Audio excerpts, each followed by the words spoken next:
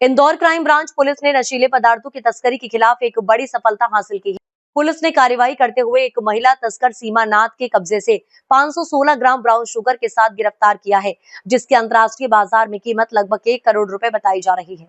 जिसके साथ ही आरोपी के घर से 48,500 रुपए नगद और इलेक्ट्रॉनिक तराजू भी जब्त किए गए हैं। पुलिस के अनुसार आरोपी सीमा नाथ लंबे समय से ब्राउन शुगर की सप्लाई कर रही थी। पूछताछ में उसने खुलासा किया है कि वह इंदौर निवासी रवि कालू के साथ मिलकर नशे का कारोबार करती थी। रवि कालू को पुलिस पहले ही गिरफ्तार कर चुकी है। सीमानाथ ने भी स्वीकारा है कि वह लंबे समय से शहर में ब्राउन शुगर की बिक्री कर रही थी और इसके लिए उसका एक गिरोह सक्रिय है। फिलहाल पुलिस आरोपी से पूछताछ कर ये जानने की कोशिश में है कि ब्राउन शुगर कहां से लाई जाती थी और किन लोगों तक इसकी सप्लाई की जाती थी। तो 16 ग्राम ड्रग्स 1 करोड़ का है। और हाँ, वेरी सॉरी, जो अपना जो कैश मिला है वो 48,50,000, तो करीब 1.5 करोड़ का टोटल सामग्री है जो बरामद हुई है।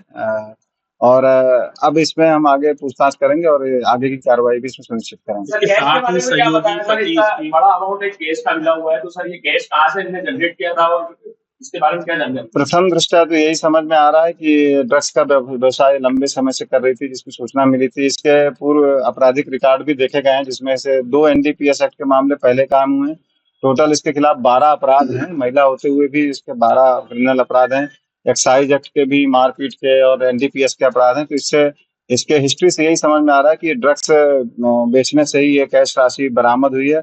और जिस तरह से कैशों का प्रकार है, जैसे 100 रुपए, 500 रुपए और अन्य तरह के जो नोट मिले हैं, और जो उसके जो कनस्तर और इसमें ड्रम में जो मुड़े कटे फटे नोट मिले, उससे यही समझ में आ रहा है कि ये ड्रग्स बेच करके ही ये पैसा अर्जित किया। परिवार में कौन कौन है और उनकी क्या स्थिति? परिवार में इनके 2-3 और महिला सदस्य हैं, जो इनकी भाभी वगैरह हैं, जिनका ड्रग्स में कभी कोई इन्वॉल्वमेंट नहीं दिखा गया। और इसका जो पति है महेश टोपी, वो वहाँ परिवार में वहाँ पर नहीं मिला, मौके पर नहीं मिला। और वो भी संभवतः हिस्ट्री सीटर ही है। वो भी मतलब उसके कई अपराध हैं, उसकी भी हम तलाश कर रहे हैं। और यदि उसका इसमें कोई इन्वॉल्वमेंट होगा तो उसको भी आरोपी बनाया जाएगा।